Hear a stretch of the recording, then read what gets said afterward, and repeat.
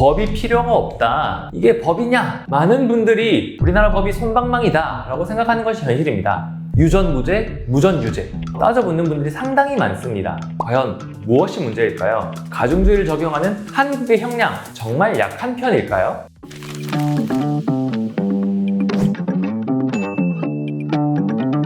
안녕하세요. 법으로 보는 세상 이야기 변호사들의 조은입니다. 최근 성인 방송 강요로 딸을 잃은 아버지가 피고인에 대한 형 선고를 듣고 나와 상의를 찢으며 울분을 토로하던 뉴스가 이슈가 된 적이 있습니다. 저도 참 안타까웠는데요. 이 사건은 피고인이 30대의 아내를 집에 가둔 채 성인 방송에 출연을 강요하고 나체 사진을 가족에게 보내겠다면서 협박을 하고 그런 혐의 등으로 이제 구속 기소된 사건입니다. 아내가 이를 거부하자 피고인은 아내를 집에 감금했고 이를 견디다 못한 아내는 작년 12월에 유서를 남기고 스스로 생을 마감했던 그런 안타까운 사건이었습니다. 이와 관련해서 최근 1심에서는 징역 3년 형이 선고되었습니다. 그 당시 검찰 구형은 7년이었고요. 이를 들은 피해자의 아버지는 법이 필요가 없다. 난 사회를 저주하겠다. 이게 법이냐? 하면서 울분을 사귀지 못하는 모습을 보였습니다. 나아가 한때 크게 이슈가 되었는데 롤스로이스남 사건 기억하시나요? 마약에 취해서 롤스로이스 차량을 몰다가 20대 여성을 차에 치어 숨지게 한 사건입니다. 그 사건에 대해서도 1심에서는 가해 운전자에 대해 징역 20년형을 선고받았었는데요. 역시 최근 2심에서 징역 10년형으로 2분의 1이 대폭 감액되어 논란이 되고 있습니다. 이에 대해 대다수의 국민들은 이해할 수 없는 판결이다 라고 하면서 과연 그 형량이 합당한가에 대해서 의구심을 품고 있기도 합니다. 미국에서는 몇백 년 형도 선고된다고 하는데 한국은 왜 이렇게밖에 못하느냐, 범죄자에게 너무 관대한 것 아니냐 라는 주장이 주를 이루는 것 같기도 하고요. 과연 무엇이 문제일까요? 무엇이 옳은 것일까요? 변호사의 관점에서 바라보는 대한민국 법원의 형량에 대해서 살펴보도록 하겠습니다. 우선 많은 분들이 아니 미국에서는 몇백 년 형도 선고되고 하는데 한국은 왜 그렇게 못하느냐 라고 따져묻는 분들이 상당히 많습니다. 이와 관련해서는 우선 한국은 판결을 내릴 때 가중주의를 적용합니다. 무슨 말이냐? 즉 혐의가 여러 개인 경우에 형량이 가장 무거운 죄의 형량이 사형이나 무기징역이라면 그대로 처벌을 하는 것이고요. 아니고 그 각 죄의 형량이 유기징역이나 벌금형 중에 같은 종류의 형이라면 가장 무거운 죄에서 정한 형의 2분의 1까지 가중해서 처벌한다는 말입니다. 즉 쉽게 설명하자면은 제가 해서 A죄, B죄, C죄를 저질렀어요. A죄는 징역 4년, B는 3년, C는 2년이라면은 다 더해서 9년이 나오는 게 아니라 가장 중한 4년에서 2분의 1을 더한 징역 6년의 형량이 나올 수 있다라는 것입니다. 이게 이제 가중주의고요. 이에 반해 미국은 병과주의를 적용합니다. 즉 동시에 여러 혐의로 기소된 피고인에게 개별 각 범죄의 형량을 모두 합산해서 형량을 결정하는 것이죠. 아까 설명했던 4년, 3년, 2년이라면 저는 합산해서 9년의 형을 선고받는 것이고요. 일례로 저희 기억나시는지 모르겠습니다만은 가상화폐 테라루나의 폭락 사태 기억하시나요? 테라루나 폭락 사태의 핵심 인물인 권도영 대표의 경우 만약 한국법에 적용을 받는다면은 여러 혐의 중에 특가 사기, 자본시장법 위반, 전자금융거래법 위반 등이 경합되어 이것도 가중주의가 적용되겠죠? 최대 40년형까지 예상된다라는 언론 기사가 있고요. 그게 아니라 지금 현재 미국에서 받고 있는 것 같은데 권도영 대표가 미국에서 재판을 받게 된다면 병과주의에 의해서 증권 사기, 인터넷 뱅킹을 이용한 금융 사기, 시세 조작 등등에서 총 8개의 혐의가 지금 진행 중이라고 해요. 8개의 혐의가 모두 인정된다면 단순 합산되어서 100년 이상의 형량이 선고될 수 있다는 관측도 나오고요. 이렇게 한국과 미국의 형량 차이는 가중주의이냐, 가장 무거운 형에서 2분의 1을 더하는 것이냐, 병과주의이냐, 각 혐의를 모두 단순 합산하는 것이냐의 차이에서 오는 것입니다. 이해되시나요? 그렇다면 가중주의를 적용하는 한국의 형량 정말 약한 편일까요?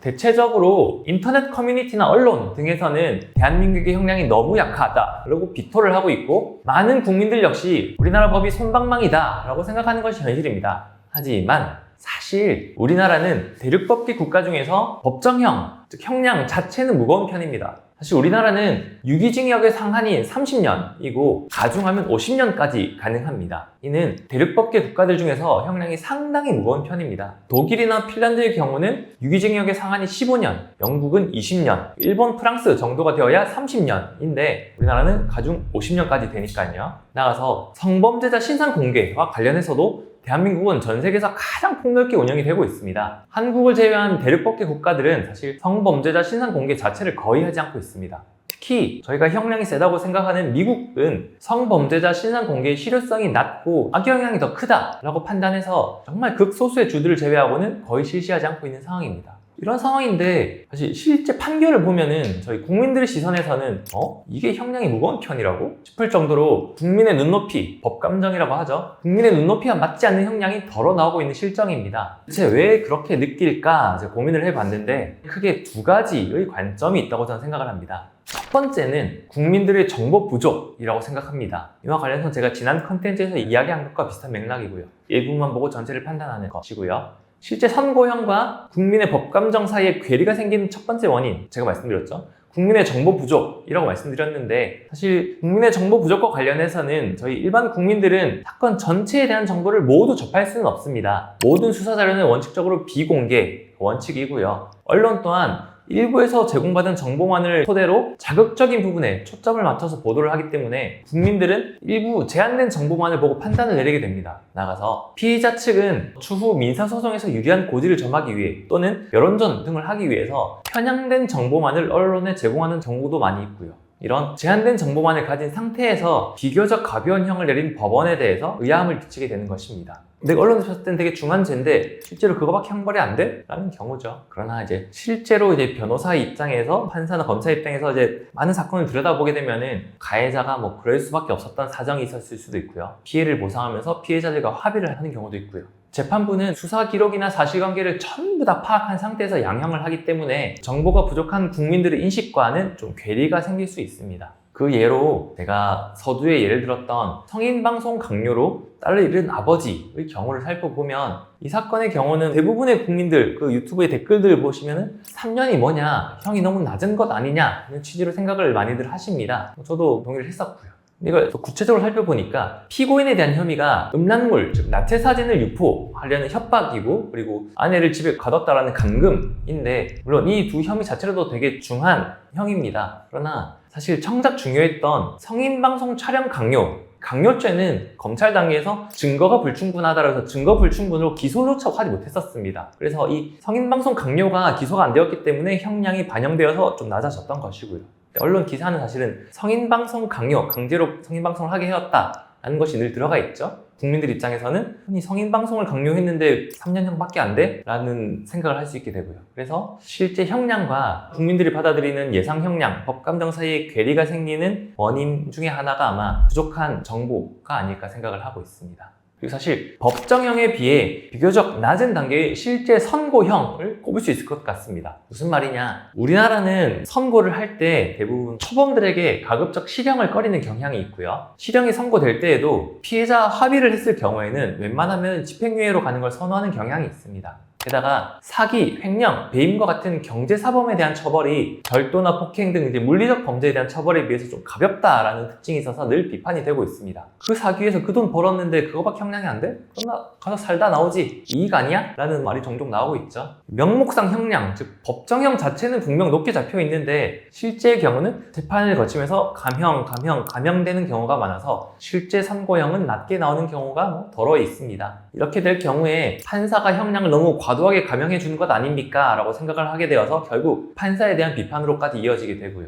이를 조금 방지하기 위해서 제도화한 것이 양형위원회의 양형 기준입니다. 그리고 나아가서 국민들이 배심원단을 꾸려서 직접 유무죄 판단 내지는 형량까지 내려보는 국민참여재판이라는 것도 있고요. 사실 이게 재밌는 것 중에 하나가 제가 아까 말씀드렸던 실제 선고와 국민 법감정 사이에 괴리가 생기는 원인으로서 국민들의 정보 부족을 말씀드렸었잖아요. 엄벌주의적 관점을 갖는 국민 역시 이 국민참여재판에 참여를 한번 해보면은 생각보다 형량을 세게 내리질 않습니다.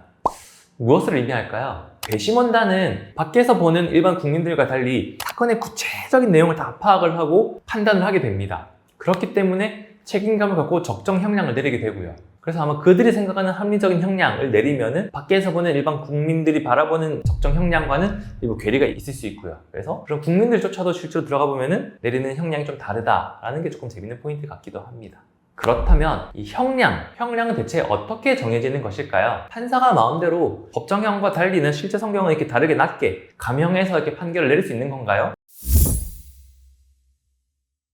대한민국 형법은 원칙적으로 개개의 범죄에 대한 형벌의 상한과 하한을 두고 있습니다. 이 상한과 하한을 두고 있는 것을 법정형, 법으로 정한 형이라고 하고 있고요. 판사가 이 유죄 판결을 내릴 때는 법정형을 기준으로 가중 사유가 있는지, 감경 사유가 있는지를 적용해서 판단한 처단형의 범위를 갖게 되고, 법정형과 처단형까지 오게 되면 그 이후에 기타 양형 조건을 고려해서 최종적으로 선고형을 내리게 됩니다. 세 가지 단계를 거치는 것이 형의 양정 또는 양형이라고 하고요. 우리나라 형법은 법정형 이외에 형을 가중할 수 있다, 감경할 수 있다는 사유를 법률에 명시적으로 규정을 하고 있습니다. 그리고 그 사유가 존재하는 경우에는 상한과 하한의 각 2분의 1 합으로 감경을 할 수 있다라고 규정을 하고 있고, 감경 사유가 여러 개다? 그러면 거듭 감경을 해라 라고 규정을 하고 있습니다. 즉 10년이면은 2분의 1에서 5년, 다시 2분의 1에서 2.5년 이렇게요. 감경 사유에는 흔히들 알고 있는 심신장애라든지 정당방위, 자수, 방조, 가족이다 이런 신분관계 등이 있고요.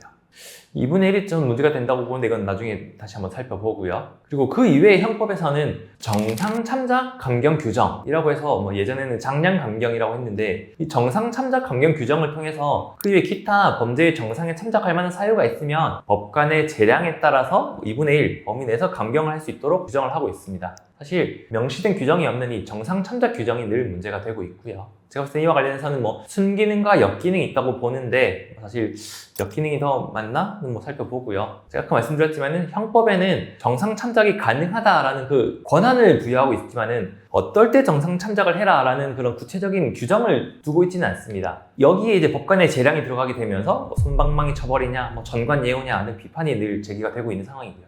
통상 정상참작 감경 사유로서는 판례에서도 예시를 들고 있는데, 범인의 연령이나 성행, 지능 환경, 아니면 피해자와의 관계, 범행의 동기나 수단 결과, 내지는 범행 이후의 정황 등을 살펴보고 있고요. 사실 순기능적인 영향인데, 원칙적으로는 정상참작 감경은 법률상 감경을 다 하고도 그 처단형보다 낮은 형을 선고해야 될 때 최후에 하는 감경으로서 법정형이나 처단형이 너무 지나치게 가혹하다라고 판단될 경우에 이를 좀 시정하기 위한 장치로서 기능을 하는 것입니다. 그 예를 들어 보자면은, 사실 제 동료 변호사가 있던 사건 중 하나인데, 엄마가 아이 셋과 함께 동반 자살을 기도했던 사건이 있었습니다. 동반 자살을 시도했는데 도중에 깨서 아이들을 모두 살린 사건이죠. 사실 본인만 자살하면 자살인데, 우리는 동반 자살이라는 건 잘못된 말입니다. 살인 행위입니다. 결국 아이 셋에 대한 살인 미수죄로 기소가 된 거죠. 미국이라면 어떨까? 미국이라면 병과주의를 적용해서 아이 3명에 대한 죄가 단순 합산이 될 것입니다. 그러면 형량이 꽤 나올 거예요. 한국은 가중주의를 적용하기 때문에 가장 중한 형의 2분의 1을 가중할 테고요. 다만 법령 감경 사유인 미수가 들어가기 때문에 다시 2분의 1로 감경이 될 거고요. 이런 상황에서 정상 참작 감경을 하지 않는다면은 엄마는 징역형을 살 수밖에 없는 상황이 되게 됩니다. 이 상황에서 변호사는 판사에게 정상 참작 사정 등을 이야기를 하게 되죠. 남편, 즉 애들 아빠죠. 남편이 사실 일찍 세상을 떠났습니다. 그래서 사별을 하게 된 사정이라든지, 남편의 사망보험금에 대해서도 주변의 가족들이 탐을 내서 이를 일부 줄 수밖에 없었던 사정이라든지, 얼마 남지 않은 그 사망보험금마저도 주변에 사기를 당해서 다 날리게 된 점, 그리고 주변의 도움을 받지 못해서 그런 극단적인 결심을 할 수밖에 없었던 사정, 그리고 피해자라고 칭하는 그 애들 역시도 엄마가 필요하고 엄마에 대한 처벌을 전혀 원하지 않는 점, 엄마가 징역을 살게 된다면 애들 생활이 어려워지겠죠.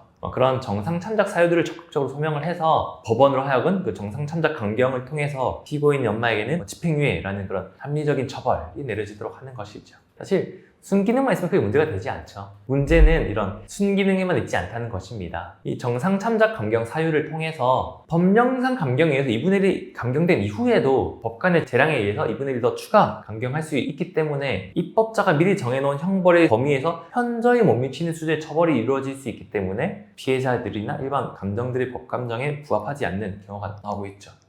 저는 개인적으로 이 2분의 1이라는 큰 재량을 주는 것이 큰 문제라고 보는데 정상 참작 강경 자체는 뭐 순기능이 있을 수 있으니 당연히 유의미한데 그 폭을 과연 2분의 1씩이나 이렇게 과감하게 적용하는 것, 그리고 적용할 때 법간의 재량을 조금 많이 주는 것에 대해서 뭐 여러 역기능이 나오지 않을까 하는 것이 저는 쟁점에서 좀 문제가 되는 포인트라고 생각을 하고요.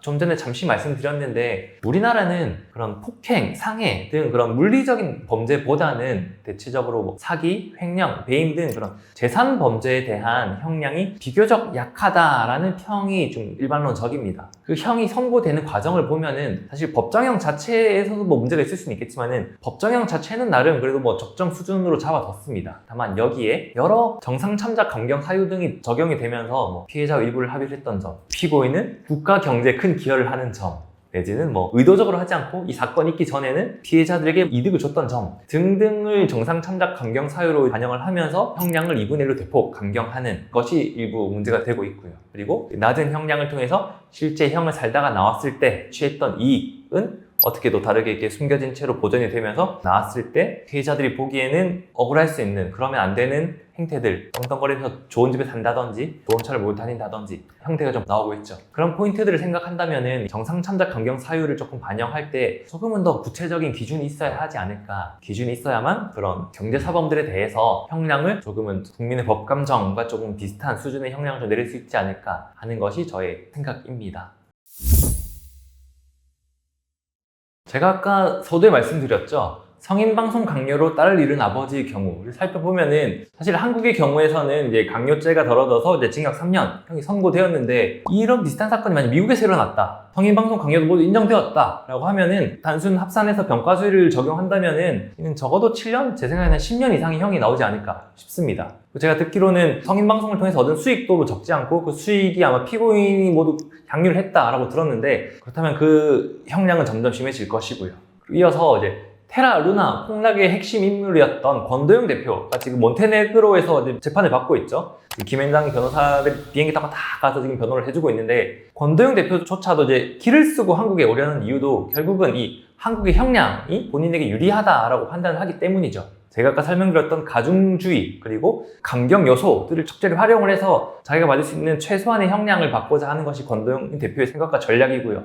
그런 권도영 대표의 생각과 전략이 먹힐 수밖에 없는 이 한국의 사법 체계에 대해서 조금 고민을 해보지 않을 수 없습니다. 제가 설명드렸던 것처럼 우리나라는 법정형이 정해져 있고 이 실제로 선고가 내려지는 과정에서 여러 감형이 행해지고 있는데 정상참작 감경을 활용을 해서 뭐 여러 가지 이제 감경을 받아내고 있죠. 특히 그 과정에서 개인적으로는 뭐 우연의 일치다라고 믿고 싶은데 마침 이제 전관 출신이죠. 이제 전관 예우라고 하죠. 이제 전관 출신의 변호인단이 구성이 되어서 정상참작 감경 사유를 열심히 소명을 하면은 더 좀 잘 받아들여져서 법정형이나 처단형에 비해서 좀 현저히 낮은 실제 선고형이 내려지는 경우가 더러 있고요. 저는 안 그렇다고 믿고 싶지만은 마침 그런 전관 예우라는 것이 작용을 할 때 실제 선고형이 낮게 선고된다라는 점에 있어서 아마 그런 저희 사법부에 대한 불신이 조금은 커지지 않을까 생각을 하고요. 특히 1988년 지강원 씨가 이제 이송되던 과정에서 탈출한 사건이 있었죠. 그때 지강원 씨가 했던 유명한 말이 있죠. 유전무죄, 무전유죄. 이건 사실 1980년대에 있었던 이야기인데 이와 관련해서는 영국에서 2012년인가요? 더 이코노미스트 경제지에서 유전무죄, 무전유죄를 스펠링을 그대로 따서 마치 고유명사화해서 이거를 뭐 기사화하기도 했고요. 그 말인즉슨 그 단어 자체가 드러내는 의미가 있죠. 그런 사법에 대한 불신이라든지 그 사회에 대한 뭐 비판이라는 그 용어로 쓰였는데 그로부터 지금 약 한 40년이 흘렀죠. 현재 사회에서는 물론 저는 그게 많이 희석되었다고 믿고 싶지만은 좀 그런 것들이 아직까지도 남아 있어서 그런 저희 형량에서 조금 작용하는 포인트가 좀 있지 않을까라는 그런 자조적인 생각을 좀 하게 또 되고요. 이와 관련해서는 뭐 제가 또 앞으로도 기회가 된다면은 뭐 다음 컨텐츠에서 한 번 더 풀어서 한 번 더 설명해 드리도록 하겠습니다. 이상 법으로 보는 세상 이야기 변호사들의 조은이었습니다.